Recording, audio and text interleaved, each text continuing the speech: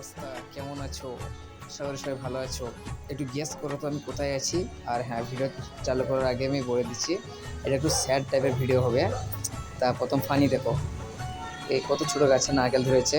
গাছটার হাইট জোর হয়তো 5 ফুট থেকে 6 ফুট হবে। আর এবার তোমার গেস করো আমি কোন জায়গায় আছি। এখানে নারকেল গাছ, সুপারি গাছ, সামনে পাহাড়, এই যে ধান, কোথায় আছি গেস করো।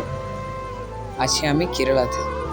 খুব শখে আছি, তাই না? না না, খুব শখে নেই ভাই। আমার নিজের জন্য আমি নিজেই দায়ী, ঠিক আছে? তা আমি ফার্স্ট কেরালা এসেছি 2021 সালে, ঠিক আছে? তারপর 2-3 মাস থাকি পালিয়ে যাই, ঠিক আছে? 2022 সালে আসিনি। 2023 সালে কেরালা এসেছি, 2-3 মাস থেকেছি, পালিয়ে গেছি। তারপর আবার 2023 সালে চলে গেছি রাজস্থান হোটেল ম্যানেজমেন্ট কাজে, সেখানে 1 মাস থেকেছি, 9টা স্যালারি ওখান থেকে পেলে এসেছি, ঠিক আছে? তারপর ফির 2024 সালে কেরালা আছি ধান রোয়ানোর কাজে, ঠিক সেম 2-3 মাস থেকেছি, পালিয়ে গেছি, ঠিক আছে? এবার আবার সেই সেম একই কেস 2025 সালে আবার এই আসছি, এখন কাজ করছি। কবে যাব ভাবতে পারছি না, ঠিক আছে?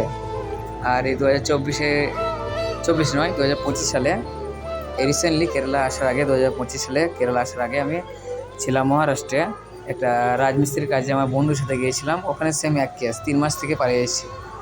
তা আমি এগুলো বলছি এই কারণে কি আমি কিছু মেসেজ দিতে চাই 18 থেকে 23 বছরের কাজ ছেলেদের জন্য। ভাই, তুমি যদি ভালো করে পড়াশোনা করো তা চালিয়ে যাও, অল দ্য বেস্ট। আর তুমি যদি ছ্যাঁচড়ামো পড়ালেখা করো ভাই, তা প্লিজ তুমি ছেড়ে দাও। কোনো রকম করে এদিক ওদিক করে, টুকনি করে, চিট করে, তুমি যে করে হোক 10 পাস করো, পাসপোর্ট অ্যাপ্লাই করো, এসএনআর পাসপোর্ট অ্যাপ্লাই করো, তুমি দেশ ছাড়া হয়ে যাও ভাই।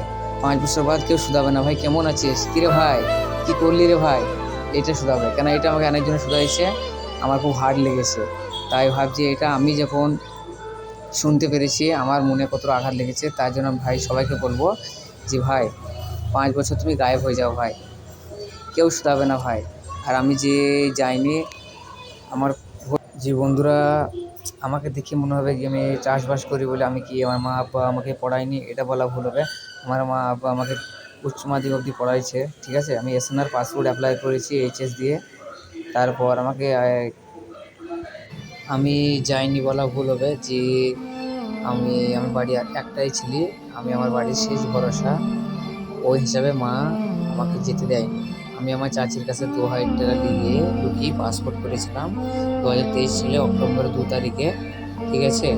আমার মা আমাকে যেতে দেয়নি, বলেছে তুমি এখানে যা পারবা করো, আমাকে যেতে হবে না। তার জন্য বলছি ভাই, মরণ যদি লেখা থাকে ভাই হবে। তুমি আমার মতন এরকম ভুল করো না, 10 জায়গায় 10 গ্রাম 10 জায়গায় ঘুরো না। তুমি এক জায়গায় 5 বছর চোখ মুছে কাটে দাও, এসে তুমি একটা এখানে ব্যবসা শুরু করো। আমি এইটাই মেসেজ দিতে চাই এখনকার ইয়াং জেনারেশনটাকে, ঠিক আছে ভাই? এটা তুমি যেন তোমার দিমাগে গেঁথে নিও। আমি যে এই পরিস্থিতিতে আছি, যে শিকার আছি, এটা একটা ডিপ্রেশন। সেই ডিপ্রেশন থেকে আমি বেরোতে পারছি না ভাই, ঠিক আছে? তুমি এসএনআর পাসপোর্ট অ্যাপ্লাই করে দাও, তুমি 5 বছরের জন্য দেশ ছাড়া হয়ে যাও। 5 বছর পর দেখবে তুমি কোথায় আছো, আর যে যায়নি সে কোথায় আছে। যে যায়নি সে আমার মতন এখানে আছে।